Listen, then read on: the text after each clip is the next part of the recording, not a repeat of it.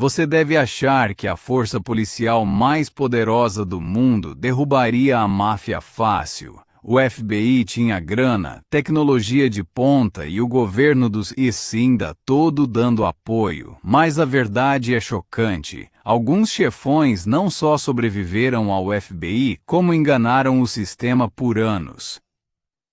Não eram só gangsters sortudos, eram estrategistas espertos que sabiam de uma coisa: o FBI tinha que seguir regras rígidas, a máfia não. Agentes do FBI tinham que prestar contas aos chefes e seguir a lei. Os chefões quebravam todas as regras, subornavam quem tentava pegá-los, transformavam informantes da polícia em seus próprios espiões. Alguns tinham até agentes do FBI na folha de pagamento. E a parte mais louca?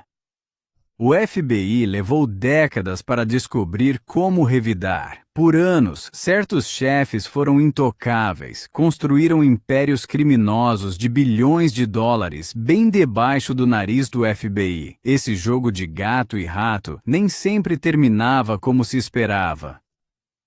Neste vídeo, você vai conhecer os chefões mais famosos da máfia que bateram de frente com o FBI. Você vai saber como usaram corrupção, medo e até doenças mentais falsas para fugir da prisão. Alguns foram pegos, outros morreram antes da justiça chegar, e certos conflitos daquela época seguem sem solução até hoje, longe dos olhos do público. Primeira seção: John Gotti. O seu nome completo é John Joseph Gotti Jr. Não apenas comandou a família Gambino, ele a transformou em um espetáculo midiático que acabaria sendo sua ruína. Este caso foca no assassinato de Paul Castellano por Gotti, o chefão de 70 anos da família Gambino, e em como ele tomou o controle da organização criminosa mais poderosa da América. Gotti pareceu intocável por anos, vencendo 3 julgamentos federais e ganhando o apelido de The Teflon Don através de manipulação de júri e manobras legais, até que o FBI finalmente adaptou suas táticas e o derrubou usando vigilância, tecnologia e a própria voz dele contra ele. Nascido em 27 de outubro de 1940, no South Bronx, Gotti cresceu na miséria extrema, um de 13 filhos de uma família ítalo-americana que lutava para sobreviver. Quando chegou à adolescência, as ruas já o tinham dominado. Ele entrou para uma gangue em East New York, no Brooklyn, e começou seu aprendizado no crime sob a mentoria de Carmine Fatico, um capo, membro de alto escalão, na organização Gambino. O que diferenciava Gotti de outros bandidos de rua não era sua inteligência ou brilhantismo estratégico, era sua audácia. Gotti sempre quis estar nos holofotes. Ele usava ternos caros que lhe renderam o apelido de The Dapper Don. Ele era sempre visto no Ravenite Social Club, na Mulberry Street, em Little Italy, cumprimentando apoiadores como um político em campanha. Ele dava festas de bairro enormes no 4 de julho em Howard Beach, comprando popularidade e lealdade com fogos de artifício e comida de graça. O FBI estimaria mais tarde que essas festas custavam mais de $100 mil cada, mas, por trás dos ternos sob medida e da imagem pública, havia um assassino implacável que matou para chegar ao topo. Paul Castellano virou chefe da família Gambino por um caminho totalmente diferente. Ele era mais empresário que gangster, preferindo influência política e negócios legais à violência das ruas. Quando Castellano assumiu, ele representava tudo o que Gotti desprezava na máfia moderna: cauteloso, calculista, evitando as operações criminosas diretas que construíram o poder da família. A família Gambino, sob Castellano, controlava sindicatos, a zona portuária, construção civil, coleta de lixo e vários negócios legais por toda Nova York. O FBI estimava que a família faturava mais de $500 milhões por ano. A relação entre Gotti e Castellano foi tensa desde o início. Eles raramente se falavam diretamente e, quando falavam, as conversas eram formais demais. Quem conhecia os dois dizia que era só questão de tempo até o conflito explodir. No pior, os sinais de alerta estavam na cara de quem quisesse ver. O Gotti controlava boa parte das operações da família através do seu grupo no Queens, mas ele queria mais. A grana envolvida era pesada, e o Gotti achava que a liderança cautelosa do Castellano estava deixando dinheiro na mesa e queimando o filme da família. O que levou ao assassinato do Paul Castellano começou meses antes do crime em si. O Gotti estava cada vez mais de saco cheio do estilo de liderança do Castellano e das suas regras rígidas. O chefão tinha proibido os membros da família de se envolverem com tráfico de drogas, uma regra que o Gotti e o pessoal dele viviam quebrando. O dinheiro das drogas era alto demais para ignorar, e o Gotti não gostava que dissessem em quais crimes ele podia ou não se meter. O clima pesou de vez quando vários membros dos Gambino foram presos por tráfico entre o final de 84 e o início de 85. A resposta do Castellano foi rápida e implacável. Ele queria qualquer um envolvido com drogas fora da família, fosse por expulsão ou morte. Isso colocou o Gotti bem na mira dele. O grupo dele estava atolado na distribuição de heroína, e o Castellano sabia. O recado foi curto e grosso. Ou paravam com as drogas, ou as consequências seriam fatais. O que fez o Gotti agir de vez foi a decisão do Castellano de reorganizar o poder na família. O chefão planejava promover os próprios aliados e escantear o grupo do Gotti totalmente. Pior ainda, rolavam boatos de que o Castellano estava pensando em mandar matar o Gotti para cortar o mal pela raiz. Se esses boatos eram verdade ou não, pouco importava no mundo paranoico do crime organizado. O Gotti acreditou neles, e isso bastava para justificar o que viria a seguir. A cabeça do Gotti nessa época era uma mistura perigosa de ambição, paranoia e revolta. Ele via o Castellano como alguém fraco e desligado do que rolava nas ruas, que foi o que deu à família aquela fama temida. Ele achava que os outros capitães sentiam a mesma frustração e apoiariam um golpe contra o chefe, ou pelo menos não ficariam no caminho. O mais importante é que ele se convenceu de que matar o Castellano não era só bom para subir na vida, mas necessário para sobreviver. Na lógica brutal da máfia, era matar ou morrer. O plano foi traçado com todo cuidado e detalhe, envolvendo vários aliados de confiança. O Gotti recrutou o Salvatore Sammy the Bull Gravano. Eles escolheram os atiradores entre os membros mais leais e violentos do grupo. Começaram a vigiar os passos do Castellano, sacando a rotina e os hábitos dele. O chefão era cuidadoso com a segurança, mas previsível nos horários, mantendo uma agenda que alguém atento podia usar contra ele. Eles precisavam do momento perfeito, um lugar público onde o Castellano estivesse vulnerável, mas que desse para os atiradores fugirem no meio do movimento de Manhattan. Decidiram armar um encontro no Sparks Steakhouse, um dos melhores restaurantes da ilha. O Gotti disse ao Castellano que era um assunto importante da família que exigia a presença dele. O Castellano topou, sem nem desconfiar que o próprio capitão estava planejando a morte dele. O lugar era ideal, uma rua movimentada na hora do rush, com várias rotas de fuga e confusão suficiente para cobrir a retirada dos atiradores. Nos dias antes do crime, o Gotti estava calmo e focado, com o sangue frio de quem já tinha matado antes. Ele posicionou os atiradores estrategicamente ao redor do restaurante.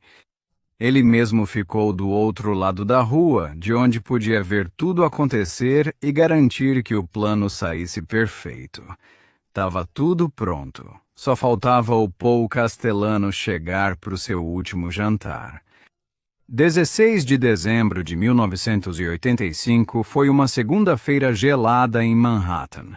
A temperatura tinha caído bastante e escureceu cedo enquanto os nova-iorquinos corriam do trabalho para casa ou saíam para jantar. O Sparks Steakhouse, na rua 46 Leste, pertinho da Terceira Avenida, era um dos restaurantes mais badalados de Manhattan, famoso pelos cortes caros e pela clientela de empresários e celebridades. A calçada estava cheia de gente agasalhada contra o frio e a rua entupida de táxis e carros buzinando na eterna sinfonia do trânsito na hora do rush. Por volta das 5h15 da tarde, 4 homens vestindo sobretudos brancos idênticos e chapéus de pele se posicionaram perto da entrada do restaurante. Pareciam estranhos parados na calçada movimentada com roupas iguais. No caos do rush em Manhattan, entre compradores de Natal e trabalhadores apressados, foram notados, mas ninguém os questionou. Na Nova York dos anos 80, as pessoas cuidavam da própria vida, especialmente se algo parecia estranho. Aproximadamente às 5h25, um Lincoln Town Car preto parou junto ao meio-fio, bem na frente do Sparks. Paul Castellano, de 70 anos e chefe da família Gambino, desceu na calçada, seguido imediatamente por seu recém-nomeado subchefe, Thomas Bilotti. Castellano era um homem grande, imponente mesmo com a idade avançada. Ele se movia devagar, preparando-se para entrar no restaurante para o que ele achava ser um jantar de negócios rotineiro com outros membros da família. No momento em que os pés de Castellano tocaram o chão, os 4 homens de branco entraram em ação. Não houve hesitação, nem aviso, nem chance de reação para os alvos. Eles tinham ensaiado esse momento, praticado até que os movimentos fossem automáticos e naturais. O primeiro atirador ergueu sua arma, uma pistola semiautomática, e disparou a queima-roupa. O barulho dos tiros quebrou a calma da tarde, fazendo os pedestres pararem, paralisados de confusão e terror. Castellano foi atingido na hora. As balas o acertaram em sucessão rápida, 6 tiros no total, na cabeça e no tronco.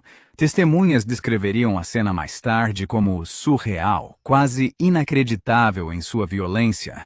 Tiros se misturaram aos gritos de compradores de Natal e a freadas, enquanto motoristas reagiam ao caos. Castellano cambaleou, com as mãos para cima em um gesto instintivo de defesa ou confusão. A força do impacto o fez girar parcialmente antes de desabar na calçada, seu corpo grande atingindo o concreto com um baque final e pesado. Seu sangue começou a se acumular no chão, espalhando-se em um círculo escuro ao redor de sua cabeça. Thomas Bilotti, tentando defender o chefe ou fugir para se salvar, durou apenas alguns segundos a mais. Os atiradores viraram suas armas para ele com a mesma eficiência fria. Ele levou 4 tiros e caiu ao lado do corpo de Castellano, os dois morrendo juntos na calçada, em frente a um dos melhores restaurantes de Manhattan. O assassinato inteiro levou menos de 15 segundos do primeiro ao último tiro. Os atiradores não correram. Eles se afastaram calmamente, separando-se e desaparecendo pelas ruas de Manhattan em direções diferentes. Seus casacos brancos idênticos, tão chamativos momentos antes, agora se misturavam à noite de inverno enquanto eles sumiam entre a multidão de pedestres. Nenhum deles demonstrou qualquer sinal de pressa ou medo. Essa frieza calculada, essa ausência absoluta de pânico, demonstrava que eram profissionais executando uma operação cuidadosamente planejada. John Gotti, com 45 anos na época, assistiu a toda a execução de um carro estacionado do outro lado da rua. Ele precisava ver com os próprios olhos, precisava testemunhar o momento em que o poder passava de Castellano para ele. Poucos minutos após a morte de Castellano, antes mesmo do corpo esfriar na calçada, Gotti se tornou o chefe da família Gambino. a organização criminosa mais poderosa da América. Mas Gotti tinha violado a regra mais sagrada da máfia ao realizar esse ataque. Ele matou um chefe sem a permissão da comissão, o órgão que governava as 5 famílias de Nova York. A comissão existia especificamente para evitar esse tipo de violência, para manter a ordem e impedir as guerras de gangues que devastaram o crime organizado em décadas anteriores. O assassinato de Paul Castellano desencadearia uma série de eventos que atrairia mais atenção do FBI para a máfia e, por fim, destruiria John Gotti. Sua queda começou no auge do triunfo. Corpos foram achados logo. Impossível esconder 2 assassinatos numa rua movimentada de Manhattan no Rush. Testemunhas viram o tiroteio, mas estavam traumatizadas ou espertas demais para falar. A polícia de Nova York chegou ao local rapidamente, seguida pelos agentes do FBI, que já monitoravam Castellano por crime organizado. A cena era um verdadeiro pesadelo, sangue por toda parte, cápsulas espalhadas e testemunhas que desapareceram na multidão de Manhattan. O FBI logo concluiu: tratava-se de um acerto de contas da máfia. Assassinatos brutais, precisão profissional, chefão como alvo. Tudo indicava uma disputa interna na máfia. As evidências focaram na cena do crime. Detetives acharam cápsulas e buscaram testemunhas, mas os jalecos brancos foram um disfarce perfeito, tornando a identificação algo impossível.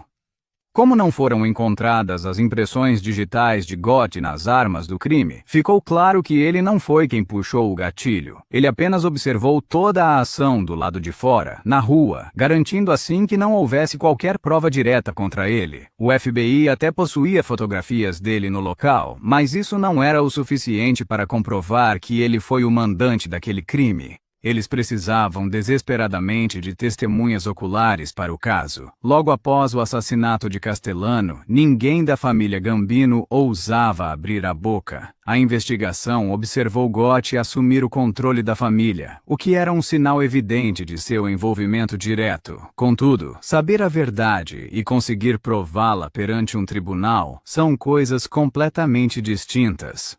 O FBI acabou montando um caso bem mais abrangente, passando a ver a morte de Castellano como parte integrante de uma vasta rede criminosa.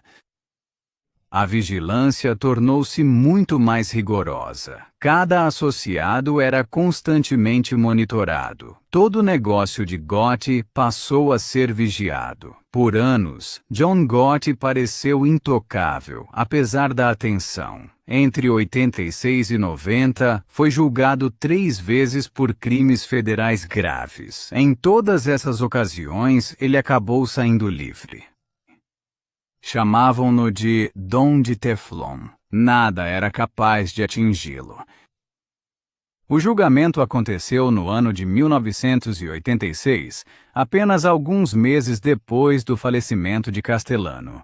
Os promotores federais acusaram Gotti e outros 6 réus de crimes como extorsão e formação de quadrilha organizada.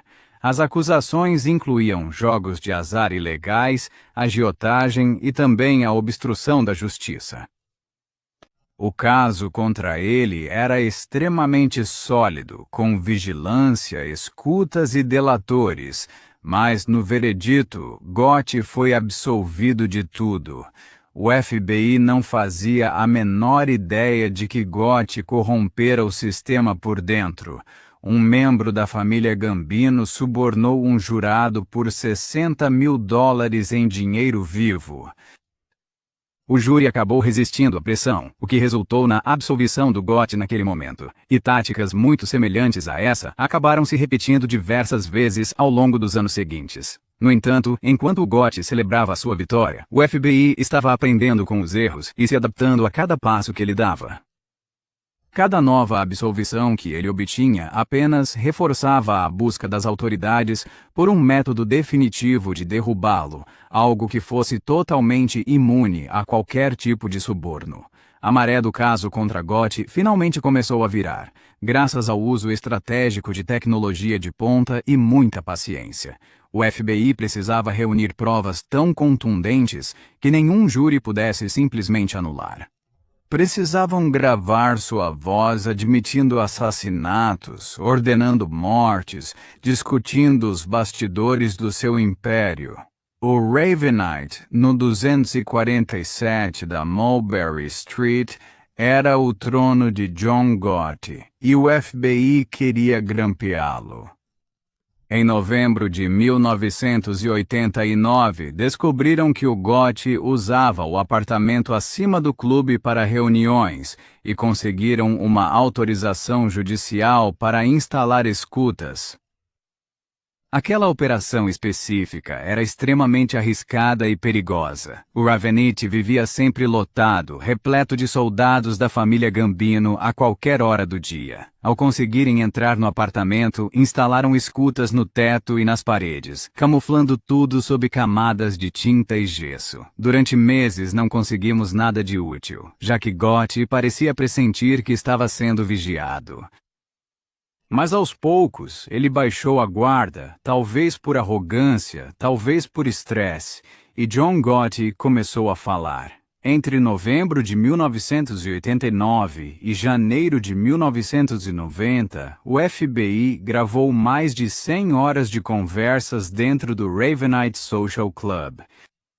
O que eles capturaram foi extraordinário, uma aula magna sobre crime organizado nas próprias palavras de Gotti. Nas fitas, Gotti discutia assassinatos com total indiferença, incluindo as mortes de Robert de Bernardo e Luiz de Bono. A voz dele em uma das fitas era de dar calafrios. Ele vai morrer porque se recusou a vir quando eu chamei. As fitas revelaram sua paranoia, seu estilo de gestão baseado no medo e, o mais prejudicial de tudo, discussões sobre o assassinato de Castellano e a reorganização da família depois disso. O FBI prendeu John Gotti em 11 de dezembro de 1990, no Ravenite Social Club. Eles também prenderam Frank Locascio, seu subchefe, e Salvatore Sammy the Bull Gravano, seu conselheiro. As acusações eram devastadoras: extorsão, conspiração para cometer assassinato, jogo ilegal, agiotagem, obstrução da justiça e 5 acusações de homicídio, incluindo Paul Castellano e Thomas Bilotti. A fiança de Gotti foi fixada em $10 milhões. Pela primeira vez em sua carreira criminosa, John Gotti não poderia andar pelas ruas enquanto aguardava o julgamento. Mas o FBI precisava de mais uma garantia. Eles precisavam que alguém de dentro da família abrisse o bico e o encontraram em uma cela ao lado de Gotti. Salvatore Gravano, ao ouvir as fitas do FBI durante a fase de provas, ouviu Gotti falando mal dele, questionando sua lealdade. O insulto foi devastador. Agentes do FBI abordaram o advogado de Gravano com uma oferta: cooperar e receber uma pena reduzida. Em 8 de novembro de 1991, Salvatore Gravano tornou-se oficialmente uma testemunha colaboradora do governo dos Estados Unidos. Quando a notícia vazou, causou um choque no submundo. Se o Sammy the Bull podia abrir o bico, qualquer um podia. O julgamento começou em 21 de janeiro de 1992, no Tribunal Federal do Brooklyn. O juiz E. Leo Glasser presidiu, com o promotor John Gleason, liderando o caso do governo. O júri era anônimo, identificado apenas por números, isolado durante as deliberações e transportado em veículos descaracterizados. O caso da acusação foi metódico e esmagador. Eles tocaram horas de fitas de áudio, deixando o júri ouvir a voz de Gotti, ordenando assassinatos e comandando a família. Mas a testemunha estrela foi Sammy Gravano. Ao longo de 9 dias de depoimento, Gravano descreveu em detalhes o que realmente acontecia dentro da família Gambino. Ele explicou a cadeia de comando, as regras, as cerimônias de iniciação. Ele descreveu assassinatos específicos, colocando Gotti no centro de cada conspiração criminosa. O depoimento de Gravano foi horripilante, dado em um tom monótono e natural sobre matar pessoas, como se estivesse descrevendo como consertar um carro. A defesa tentou desacreditá-lo, destacando seus 19 assassinatos confessos, mas a estratégia saiu pela culatra. A disposição de Gravano em confessar seus crimes o tornou mais confiável, não menos.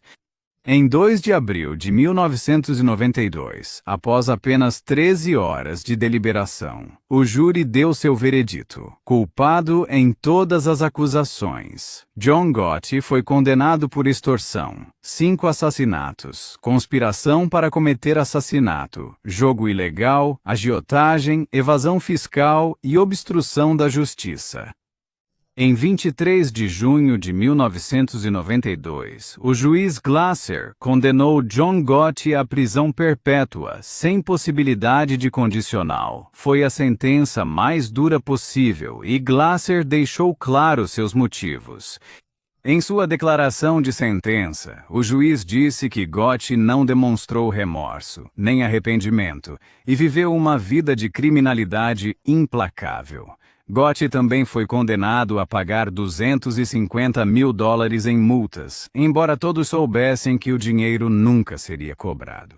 Os bens da família Gambino foram congelados e confiscados sob a Lei Rico. Ele é rico.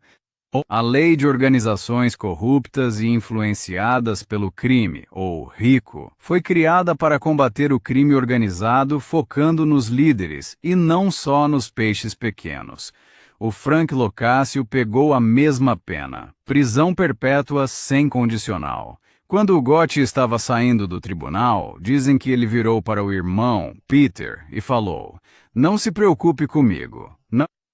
Eu vou ficar bem." Mas todo mundo ali sabia a verdade. O John Gotti, aos 51 anos, nunca mais veria a liberdade. O homem que amava os holofotes, que transformou a família Gambino num espetáculo para a mídia, passaria o resto da vida isolado. O impacto no crime organizado foi imediato e devastador. A estrutura de liderança dos Gambino foi estraçalhada. Mais importante que isso, ficou provado que até os chefões mais poderosos podiam cair com paciência, tecnologia e testemunhas colaborando. O fato de ele ter virado a casaca, especificamente, mudou tudo. Se um subchefe com 19 mortes nas costas podia abrir o bico, o código de Omertá, a lei do silêncio, não era mais absoluto. A sentença abalou as 5 famílias. Outros chefões viram o que aconteceu com o Gotti e entenderam que o jeito antigo de agir, visível, orgulhoso e desafiador, não era mais viável. O FBI tinha se adaptado e aprendido. Agora existiam ferramentas legais para acabar com eles. A única dúvida era se eles iam se adaptar rápido o bastante para sobreviver. O Gotti foi mandado para a penitenciária de Marion, em Illinois, uma das prisões de segurança máxima mais pesadas dos Estados Unidos. Ele ficava trancado sozinho numa cela 23 horas por dia, com só 1 hora de banho de sol num pátio de concreto minúsculo. Não tinha contato nenhum com outros presos. As condições foram feitas para quebrá-lo, para isolá-lo totalmente do império criminoso que ele tinha construído. Para um homem que vivia de atenção e interação social, o isolamento era uma tortura. A saúde do Gotti começou a piorar rápido. Em 1998, ele foi diagnosticado com câncer na garganta, provavelmente por décadas fumando pesado. O câncer se espalhou mesmo com o tratamento, chegando ao pescoço e à cabeça. Em junho de 2002, com o quadro piorando, ele foi transferido para o Centro Médico para Presos Federais em Springfield, Missouri. O Dapper Don, que antes desfilava pelas ruas de Little Italy em ternos de $2.000, agora passava os dias numa cama de hospital de prisão, com o corpo debilitado pela doença. Ele morreu em 10 de junho de 2002, aos 61 anos. A causa oficial da morte foi complicações do câncer na garganta. A família fez um funeral em Nova York e centenas de pessoas compareceram. O FBI manteve a vigilância até no funeral, fotografando quem aparecia e monitorando qualquer sinal de atividade da família Gambino. Eles queriam saber quem ainda prestava homenagem ao Dapper Don. A família Gambino continuou depois da prisão do Gotti, mas nunca recuperou o poder que tinha nos anos 80. A liderança passou por vários chefes e cada um acabou condenado por extorsão. A família foi muito enfraquecida pelos processos da Lei Rico, com a maioria dos líderes presos ou mortos. Hoje, as 5 famílias ainda existem em Nova York, mas agem nas sombras, como o crime organizado sempre fez. Não tem mais nenhum Dapper Don dando ordens em clubes sociais, fazendo festas de rua ou dando entrevistas para a imprensa. John Gotti continua sendo um dos criminosos mais famosos da história americana, mas ele serve de aviso para quem acha que pode enganar o governo para sempre. Enquanto o Gotti amava os holofotes e queria que todos soubessem seu nome, outro chefão da máfia ficou nas sombras e, pelo visto, até dividiu uma namorada com o próprio presidente. Seção 2. Sam Giancana. Salvatore Giancana, conhecido nas ruas como Momo, Mooney ou só Sam, era o chefe da máfia de Chicago que enfrentou o FBI não com teatro no tribunal, mas com conexões políticas tão poderosas que chegavam aos níveis mais altos do governo americano. A batalha de décadas entre esse chefão implacável e o FBI. Isso viraria um conflito complicado pelo seu papel duplo como informante da CIA. Giancana operou nas sombras por quase 50 anos, escapando de condenações sérias através de uma mistura de intimidação, exílio e a proteção de agências de inteligência dos anti-CIA, apenas para ser assassinado antes que pudesse revelar toda a extensão da colaboração do governo com o crime organizado. Nascido em 24 de maio de 1908, no bairro de Little Italy, no Near West Side de Chicago, Giancana era filho de imigrantes sicilianos e cresceu em uma pobreza extrema numa época em que Chicago estava se transformando na cidade mais violenta da América. A mãe dele morreu quando ele era novo, deixando ele e os irmãos para serem criados por um pai que trabalhava horas brutais como vendedor ambulante. A Chicago, que moldou Sam Giancana, era uma cidade dividida por gangues étnicas e máquinas políticas. E jovens com ambição e sem consciência podiam subir rápido. Giancana largou a escola depois da 6ª série e se juntou a uma gangue de rua chamada Gangue dos 42. A Gangue dos 42 era conhecida até entre o submundo de Chicago por sua selvageria e total desrespeito pela vida humana. Aos 17 anos, Giancana já tinha sido preso várias vezes por roubo de carro, furto e agressão. Uma avaliação psicológica feita durante uma das prisões descreveu ele como um psicopata constitucional, o que basicamente significa que ele não demonstra remorso ou culpa por suas ações. O psiquiatra também notou que Giancana parecia incapaz de ter empatia, uma avaliação que mais tarde se provaria verdadeira. Em 1926, aos 18 anos, Giancana foi preso por homicídio após atirar em um homem durante um assalto. O caso desmoronou quando as testemunhas se recusaram a depor, intimidadas ao silêncio por ameaças contra suas famílias. Foi a primeira experiência de Giancana com o poder do medo, e ele aprendeu bem a lição. A Gangue dos 42 trabalhava para o Outfit de Chicago, a organização criminosa dominante da cidade, comandada por Tony Big Tuna Accardo e Paul the Waiter Rica. dois mafiosos astutos que sobreviveram à transição da era Al Capone. Giancana virou motorista de fuga para os esquadrões de execução do Outfit nos anos 30, antes de ser promovido a atirador, executando pessoalmente os assassinatos ordenados pelos chefes.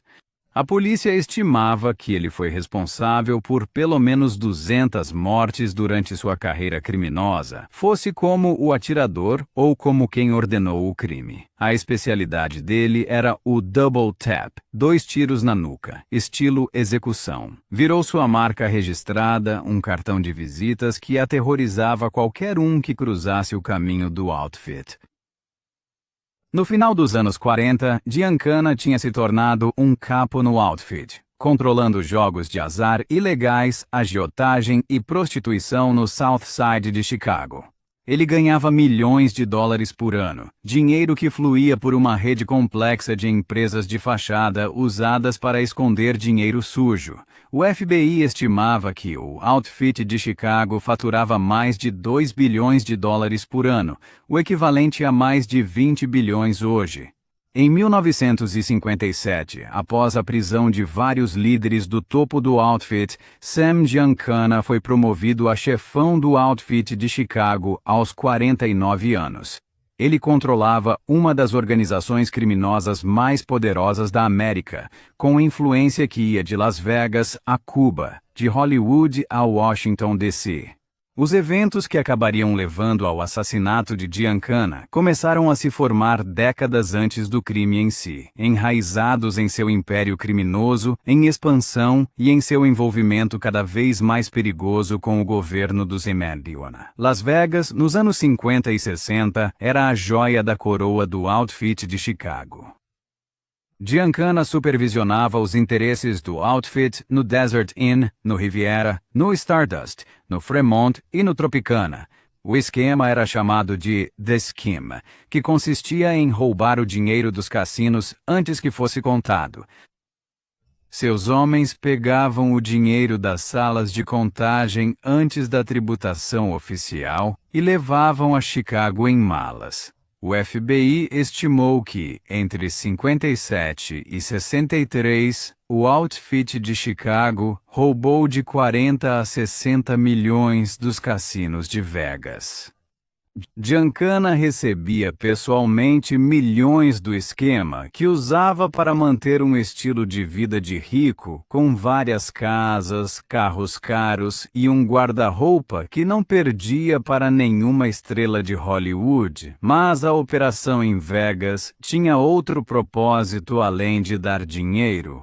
Os cassinos eram pontos de encontro neutros onde os chefões da máfia podiam fazer negócios longe da vigilância do FBI, oferecendo quartos grátis, fichas de jogo e acesso a prostitutas. As tensões subiram em 1960, quando Giancana recebeu um visitante inusitado que dizia representar exilados cubanos com uma proposta.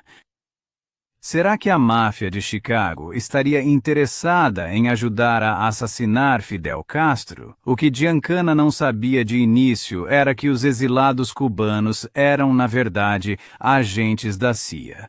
A agência, operando sob ordens diretas dos presidentes Eisenhower e Kennedy, tinha lançado a Operação Mongoose com o objetivo de tirar Castro do poder. Entre 1960 e 1963, Giancana coordenou pelo menos 6 tentativas de assassinato contra Castro, e todas falharam. A CIA forneceu apoio técnico, armas e inteligência em uma parceria surreal entre a principal agência de inteligência da América e um de seus criminosos mais procurados. Isso acabou criando uma situação perigosa para Giancana. Enquanto o FBI montava um processo criminal contra ele por suas atividades na máfia, a CIA o protegia ativamente como um ativo de inteligência. As duas agências estavam trabalhando com objetivos opostos e Giancana estava jogando com ambas. Mas, no início dos anos 60, a máfia tinha ficado grande demais para até J. Edgar Hoover ignorar. Robert F. Kennedy, nomeado procurador-geral por seu irmão, o presidente John F. Kennedy, tornou o desmantelamento da máfia uma prioridade máxima e lançou uma campanha agressiva contra o crime organizado.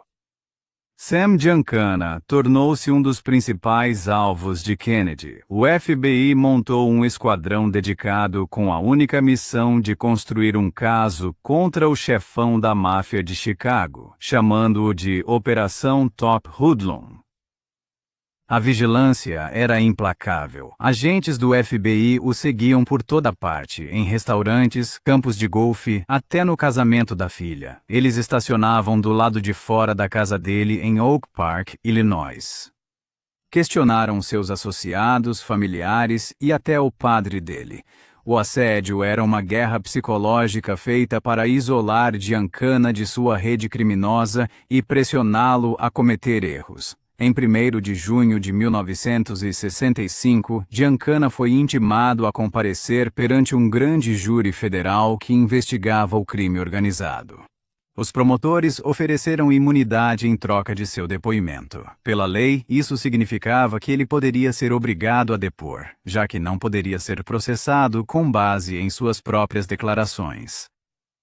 Giancana se recusou a depor de qualquer maneira. Quando os promotores faziam perguntas sobre as operações da máfia, ele ficava em silêncio. O juiz o considerou em desacato ao tribunal, por se recusar a obedecer às ordens de um juiz, e o sentenciou a 1 ano em uma prisão federal. Giancana aceitou a sentença em vez de trair os segredos da máfia, mas a acusação de desacato foi só o começo. Sentindo o cerco se fechar enquanto o FBI reunia provas para um caso abrangente da Lei Rico que poderia prendê-lo pelo resto da vida, Giancana tomou uma decisão crítica. Em julho de 1966, logo após cumprir sua sentença de 1 ano por desacato, ele fugiu dos Estados Unidos.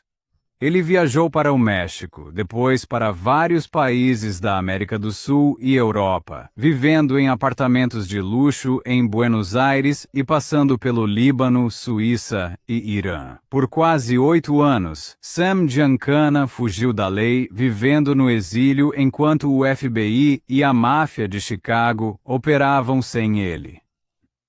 Seu poder dentro da máfia diminuía a cada ano que passava, à medida que novos líderes surgiam e velhas alianças mudavam. Em maio de 1974, as autoridades mexicanas deportaram Sam Giancana de volta para os Estados Unidos.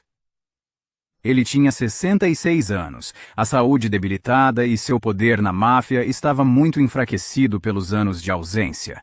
A organização que ele um dia governou seguiu em frente sem ele. Ele voltou para sua casa em Oak Park, Hill, vivendo tranquilamente sob o olhar atento do FBI, que retomou imediatamente o monitoramento de suas atividades. Em 1975, o Senado dos Estados Unidos formou o chamado Comitê Church, batizado em homenagem ao senador Frank Church, com o intuito de investigar ações ilegais de agências governamentais, como espionagem interna, assassinatos políticos e parcerias da CIA com o crime organizado. O nome de Sam Giancana apareceu com destaque nas primeiras pesquisas do comitê.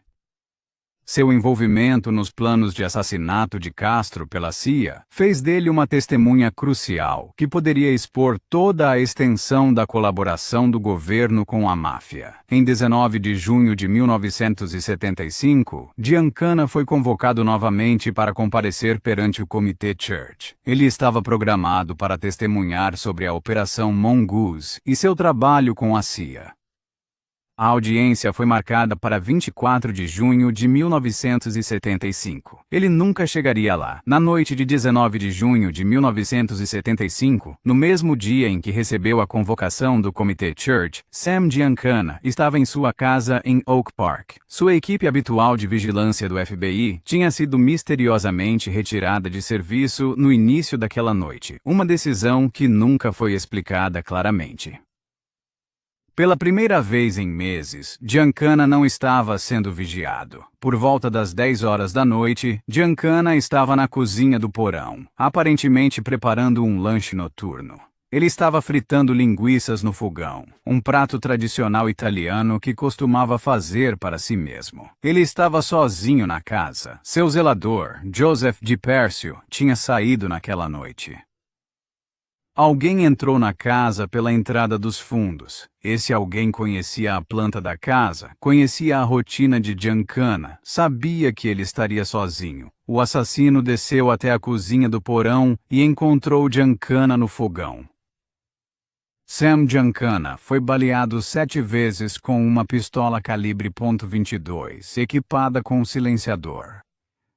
Uma bala entrou sob o queixo. Mais 6 foram disparadas na parte de trás da cabeça em um padrão circular ao redor da boca, algo com um significado oculto que alguns investigadores acreditavam representar a recusa de Giancana em falar. A escolha da arma foi significativa e profissional. Uma pistola calibre .22 é a arma de um profissional para assassinatos a curta distância. As balas não saem do crânio, elas ricocheteiam lá dentro, destruindo o cérebro. É silencioso, eficiente e letal. O assassino agiu com a precisão de um matador profissional.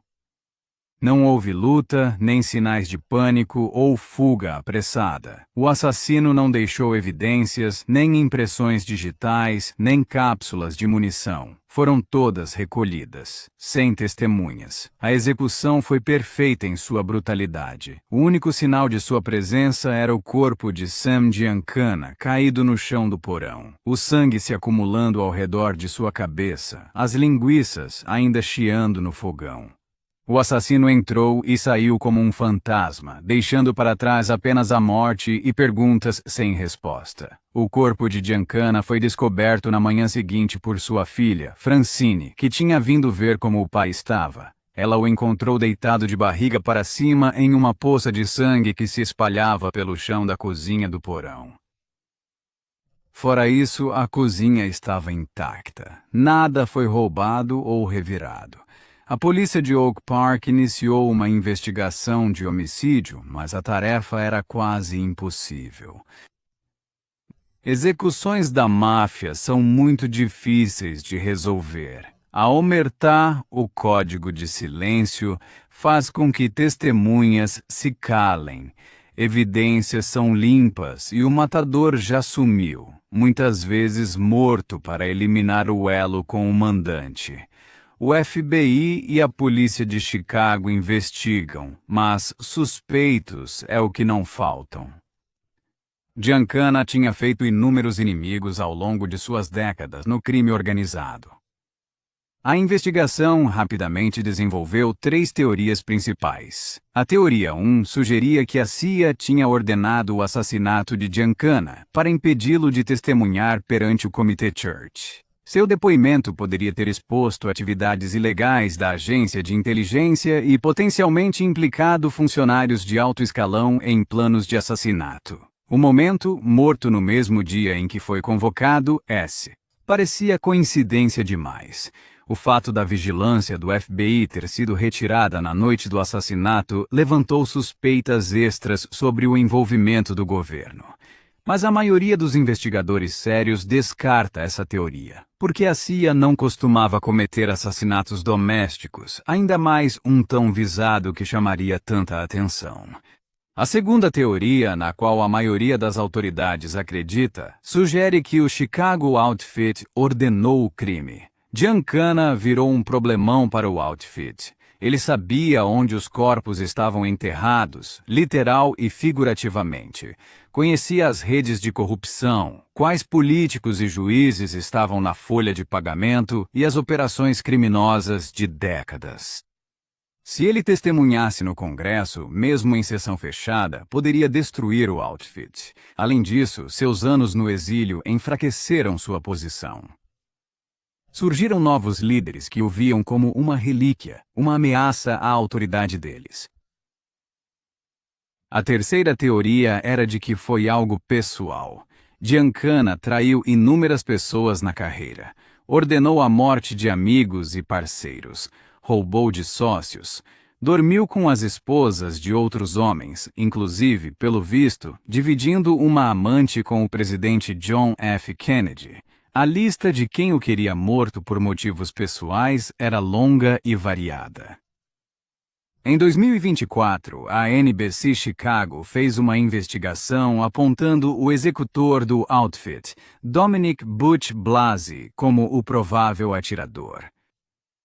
Blasey era motorista e braço direito de Giancana, o que explicaria como o assassino entrou na casa e por que Giancana estava desprevenido.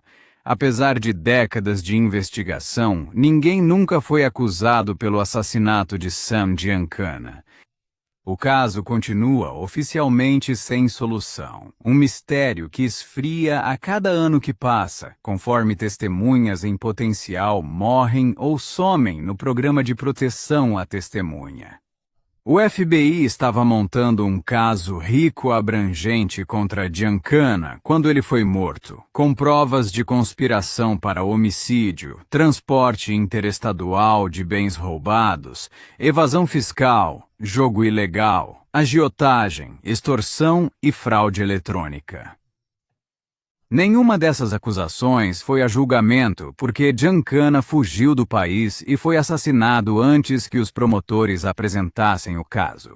Diferente de John Gotti, que enfrentou um julgamento dramático e prisão perpétua, Sam Giancana nunca teve seu dia de acerto de contas no tribunal. Sua carreira criminosa durou quase 50 anos, mas ele nunca foi condenado por assassinato ou formação de quadrilha. O registro legal contra ele é uma lista surpreendentemente pequena para alguém de tamanha relevância no crime. Em 1939, foi condenado por contrabando de bebida e sentenciado a 4 anos em prisão federal, cumprindo 3.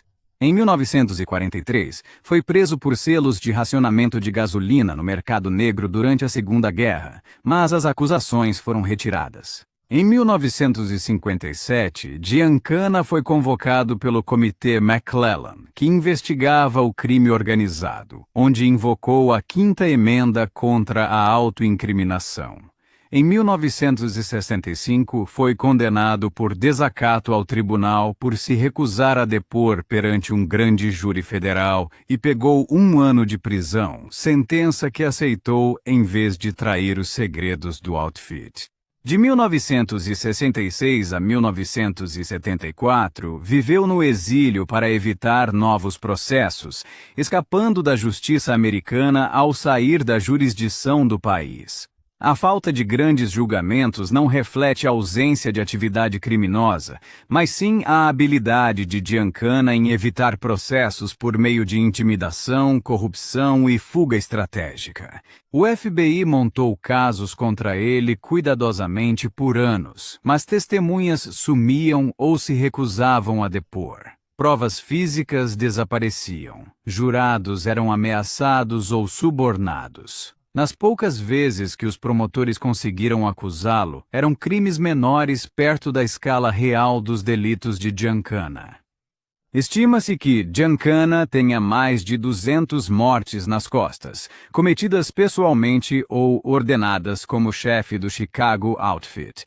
Vítimas confirmadas ou suspeitas incluem William Action Jackson, em 1961, um agiota do Outfit suspeito de ser informante do FBI, torturado por 2 dias com picadores de gelo, ganchos de carne e um bastão de choque antes de ser morto. O corpo dele foi encontrado pendurado em um gancho de carne num freezer. Leo Foreman, um incorporador imobiliário morto em 1963 por se recusar a entregar propriedades que o Outfit queria. Dezenas de vítimas sem nome, cujos corpos foram encontrados em porta-malas de carros, enterrados em canteiros de obras, jogados no rio Chicago ou no lago Michigan. O número real de pessoas que Giancana matou ou mandou matar nunca será conhecido. Muitos assassinatos foram forjados como acidentes ou desaparecimentos. Vítimas foram dissolvidas em ácido ou enterradas onde jamais seriam encontradas. O sistema jurídico nunca o puniu, e sua morte impediu que ele enfrentasse a justiça americana. Como Giancana foi assassinado antes de poder ser julgado por seus crimes mais graves, não houve sentença no sentido tradicional. O impacto de sua morte, no entanto, foi abrangente, afetando tanto o submundo do crime quanto os níveis mais altos do governo americano. Sam Giancana foi enterrado em 23 de junho de 1975 no cemitério Mount Carmel, em Hillside, Illinois, no mesmo cemitério que abriga Al Capone e outras lendas do Chicago Outfit. Seu funeral foi um evento modesto, nada parecido com as despedidas extravagantes que os chefões da máfia costumavam receber. O FBI fotografou todos os presentes, adicionando seus nomes a arquivos que seriam cruzados e investigados. O funeral modesto refletia seu status diminuído dentro do outfit após anos de exílio e o conhecimento perigoso que ele possuía na época de sua morte. A morte de Giancana efetivamente encerrou a investigação do Comitê Church sobre a colaboração CIA-máfia. Sem sua testemunha principal, os senadores tiveram que confiar em oficiais relutantes da CIA e em relatos de segunda mão. A história completa da Operação Mongoose e outras operações conjuntas entre governo e máfia pode nunca ser totalmente conhecida. Sua família manteve sua inocência em muitos crimes e insistiu que ele era um empresário de verdade perseguido pelo governo. Suas filhas escreveram um livro intitulado Double Cross, alegando que seu pai ajudou a fraudar a eleição presidencial de 1960 a favor de John F. Kennedy, entregando votos em Chicago apenas para ser traído quando Robert F. Kennedy lançou sua guerra contra o crime organizado. A conexão com os Kennedy continua sendo um dos aspectos mais intrigantes da história de Giancana. O suposto relacionamento entre o chefão da máfia e o presidente Kennedy por meio de sua amante comum, Judith Campbell Exner, tem sido tema de inúmeros livros e documentários. Se Giancana realmente ajudou Kennedy a vencer a presidência é algo disputado por historiadores, mas a conexão entre a elite política da América e o crime organizado durante essa era é inegável e profundamente perturbadora. O Chicago Outfit continuou operando após a morte de Giancana, embora nunca tenha recuperado o poder que detinha durante seu reinado.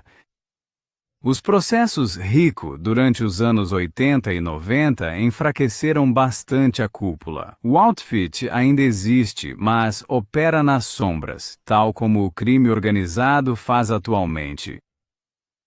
Para o FBI, Giancana representou um fracasso que assombrou a agência por décadas. Apesar de anos de vigilância, apesar de montanhas de evidências, apesar de saberem que ele era responsável por centenas de assassinatos, eles nunca conseguiram processá-lo por seus crimes mais graves. A história de Sam Giancana é única entre os chefões da máfia por causa de seu envolvimento com o governo dos Exxon Times.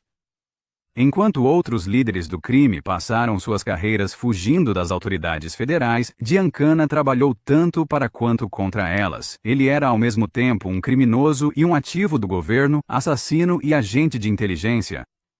Esse papel duplo levantou questões desconfortáveis sobre a natureza do poder americano durante a Guerra Fria. Hoje, Sam Giancana é lembrado como um dos chefões da máfia mais poderosos e implacáveis da história americana.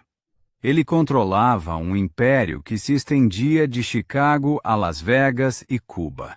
Ele trabalhou com a CIA em planos de assassinato enquanto era simultaneamente caçado pelo FBI. E no fim, morreu da mesma forma que viveu.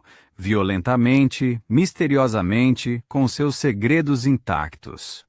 O homem que sabia demais levou esses segredos para o túmulo, deixando para trás apenas perguntas, teorias e E uma contagem de corpos que nunca será totalmente fechada. Se você ainda está assistindo, não esqueça de se inscrever. A gente cobre histórias do crime organizado assim toda semana, e o seu apoio ajuda a gente a continuar. Enquanto Giancana se escondia nas sombras, outro chefão da máfia fingiu estar louco por quase 30 anos para enganar o FBI. Seção 3. Vincent Gigante. Vincent Louis Gigante era o chefão da família Genovese que combateu o FBI não com violência ou contatos políticos, mas com uma das farsas mais complexas e duradouras da história do crime organizado.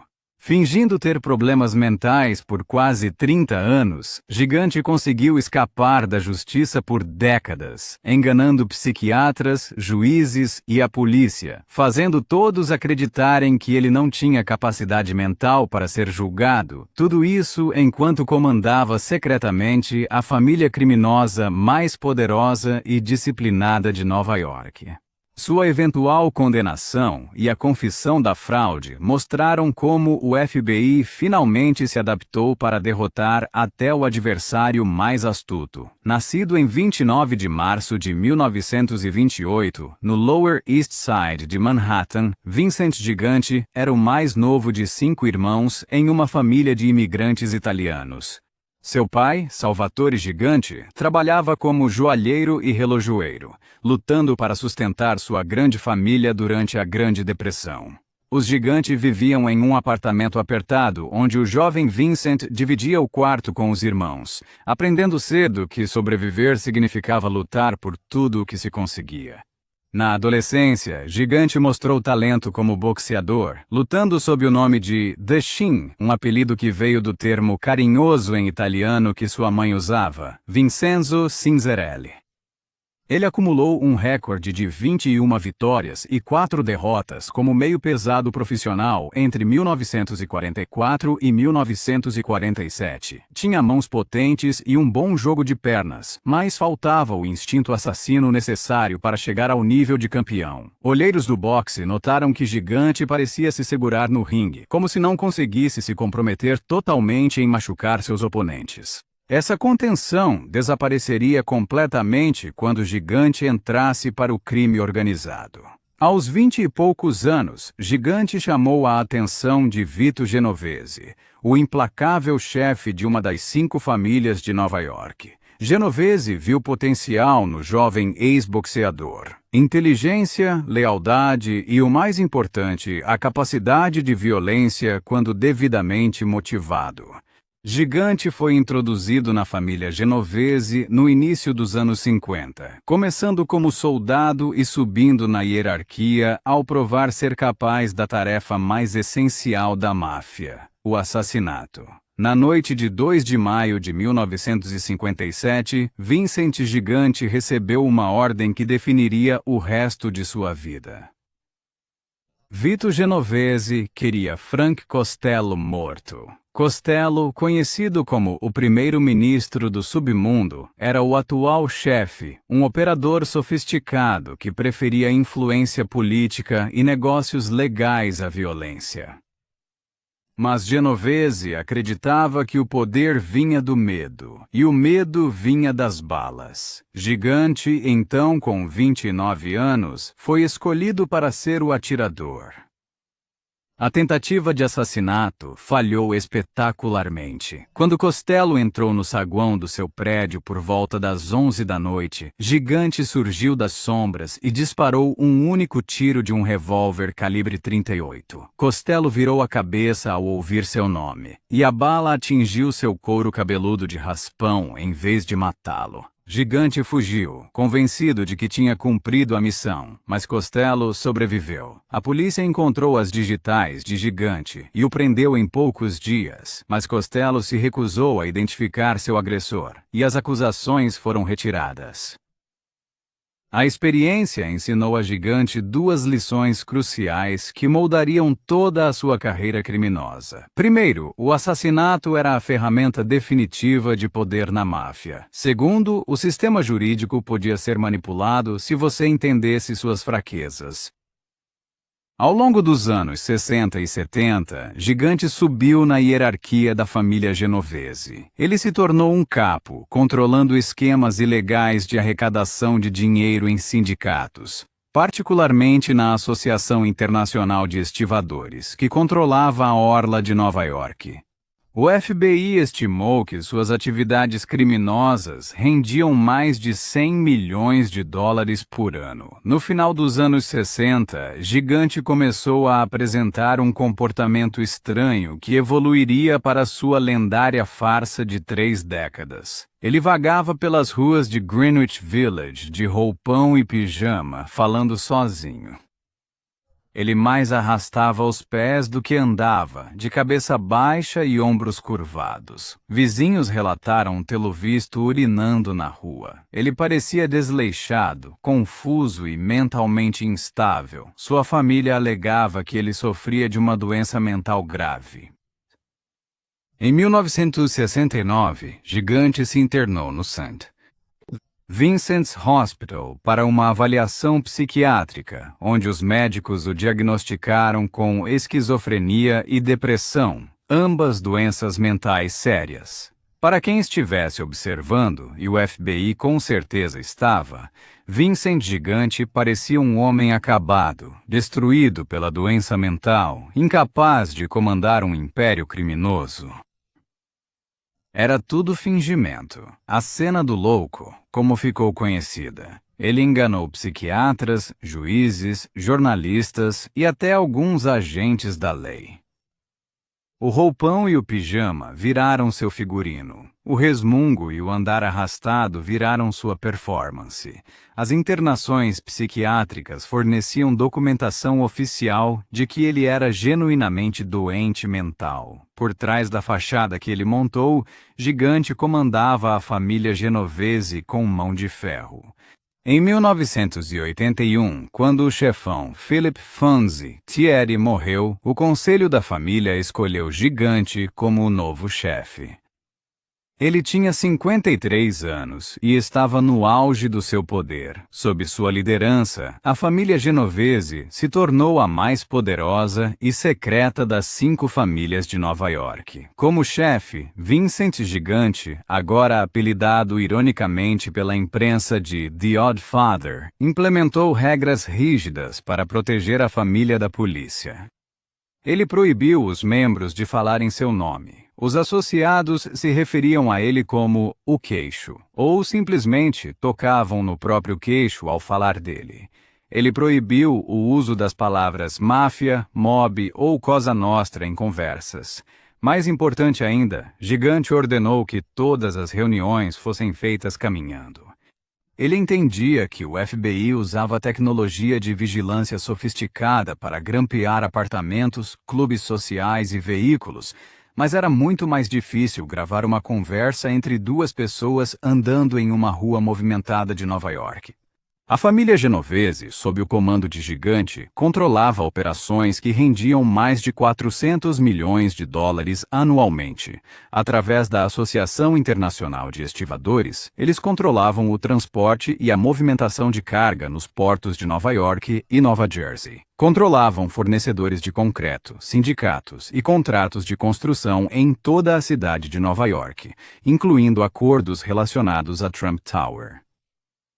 Eles controlavam a coleta de lixo, criando um grupo que cobrava a mais das empresas. Dominavam o centro de convenções Javits Center. O FBI calculou que Gigante recebia pessoalmente de 10 a 15 milhões de dólares por ano como a parte do chefe. Ele usava esse dinheiro com cuidado. Ao contrário de chefes exibicionistas como John Gotti, Gigante mantinha seu personagem de louco publicamente. Ele vivia modestamente, pelo menos na aparência. Ele recebia auxílio-doença do governo por sua suposta doença mental. Parecia quebrado para observadores externos, mas, no particular, era dono de propriedades em Nova York e Nova Jersey. Ele mantinha uma amante em um apartamento separado, tendo vários filhos com ela enquanto permanecia legalmente casado com sua esposa. Ele controlava uma fortuna estimada em mais de 30 milhões de dólares na época de sua prisão. No início dos anos 90, o FBI já tinha passado décadas tentando montar um caso contra Vincent Gigante. Eles sabiam que ele era o chefe. Tinham informantes que confirmavam isso. Tinham fotos de vigilância mostrando-o em reuniões com mafiosos, mas não provavam que ele comandava operações criminosas, pois, toda vez que tentavam prendê-lo, seus advogados apresentavam laudos de insanidade. Em 1990, Gigante foi acusado de extorsão, mas o caso foi adiado por anos, enquanto médicos discutiam seu estado mental. A fraude contínua de Vincent Gigante contra o sistema jurídico americano durou quase 3 décadas. Embora tenha ordenado inúmeros assassinatos como chefão, o FBI ligou 7 mortes a ele entre 1986 e 1990. O truque virou sua marca registrada. Cada passo arrastado em Greenwich Village era uma performance para sustentar a farsa. Cada conversa resmungada era cuidadosamente elaborada para parecer incoerente, enquanto ele mantinha seu controle de ferro sobre a família Genovese. Cada internação psiquiátrica era uma jogada estratégica para criar documentação que apoiasse suas alegações de incompetência. Uma farsa que durou tanto tempo nunca tinha acontecido antes na história criminal americana. A fraude de Gigante operava em vários níveis simultaneamente. Ele enganou psiquiatras nomeados pelo tribunal que o examinaram para audiências de competência, apresentando sintomas que imitavam esquizofrenia e demência reais. Ele enganou juízes que revisaram seu caso, criando documentação médica e depoimentos de especialistas suficientes para adiar julgamentos por anos. Ele enganou a mídia, que cobria o Oddfather como uma figura trágica, em vez de um mentor criminoso calculista. O mais impressionante é que ele manteve essa farsa enquanto comandava secretamente todos os aspectos das operações da família Genovese. Os assassinatos que Gigante ordenou na época tiveram o mesmo planejamento preciso da sua farsa de loucura. Johnny Coca-Cola Lardier, um soldado dos Genovese suspeito de ser informante, foi morto a tiros no Bronx em 1986 por ordem de Gigante. O recado foi claro: traição significava morte, não importava o quão louco o chefe parecesse estar. Testemunhas deporiam mais tarde que Gigante aprovava pessoalmente esses assassinatos durante suas reuniões de caminhar e conversar, usando códigos como "ele tem que ir" ou "cuide disso" para ordenar execuções. A empresa criminosa que Gigante dirigia enquanto fingia ter problemas mentais era vasta e sofisticada. Só o esquema de substituição de janelas fraudou milhões de dólares da habitação pública de Nova York. Eles assumiram o controle de sindicatos, o que deu à família o controle sobre greves, paralisações e fundos de pensão que podiam ser roubados.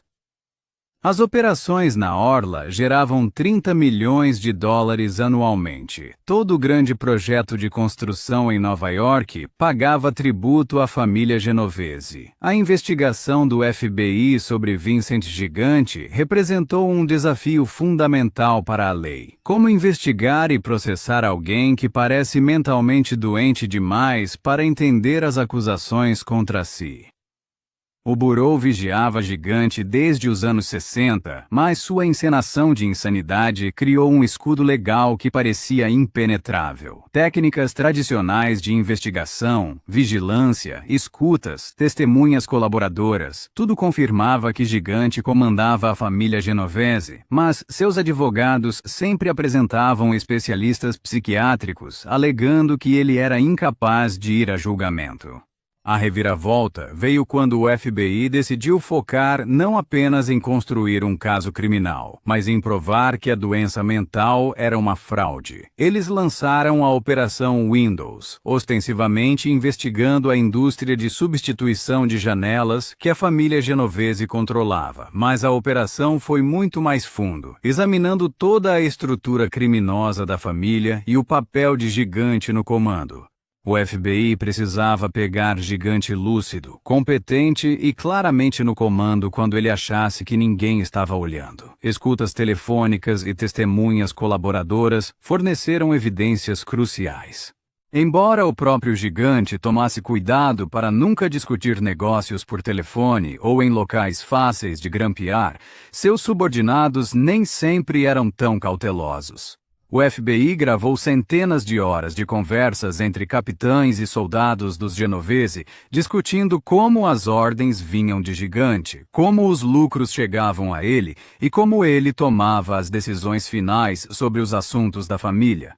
Peter Savino, um associado dos Genovese que operava uma empresa de substituição de janelas, tornou-se testemunha colaboradora em 1993 e usou uma escuta para gravar conversas sobre como Gigante controlava toda a indústria. Mas a evidência mais contundente veio da vigilância visual. Agentes do FBI instalaram câmeras perto da casa de Gigante na Sullivan Street e do prédio da mãe dele. O que eles gravaram contradizia tudo o que os advogados dele alegavam sobre o seu estado mental. As imagens de vigilância mostravam Gigante andando normalmente quando achava que ninguém estava olhando. O seu andar arrastado desapareceu, a postura ficou ereta. Ele mantinha conversas claras e coerentes com associados sobre os negócios da família. Quem deveria ser promovido, como lidar com disputas, quais operações precisavam de atenção. Em um vídeo específico de dezembro de 1995, Gigante foi flagrado caminhando com o capitão da família Genovese, Dominic Quiet Dom Cirillo, pelo Greenwich Village. Os dois homens discutiram a política da família em detalhes, com o Gigante dando ordens e tomando decisões sobre operações criminosas. O FBI agora tinha tudo o que precisava: testemunhas colaboradoras, escutas telefônicas, imagens de vigilância e registros financeiros que mostravam os empreendimentos criminosos da família. Em 25 de junho de 1997, Vincent Gigante foi preso em sua casa na Sullivan Street e acusado de extorsão, conspiração para cometer assassinato e operação de uma organização criminosa. Ele tinha 69 anos, e sua encenação de 30 anos finalmente acabou. A prisão em si não teve nada de espetacular. Gigante manteve seu personagem confuso, mesmo quando os agentes do FBI leram seus direitos e o levaram algemado, arrastando os pés e resmungando como se não entendesse o que estava acontecendo. O julgamento de Vincent Gigante foi realizado no Tribunal Federal do Brooklyn, com o juiz Jack B. Weinstein presidindo e o promotor Andrew Weissman liderando o caso do governo.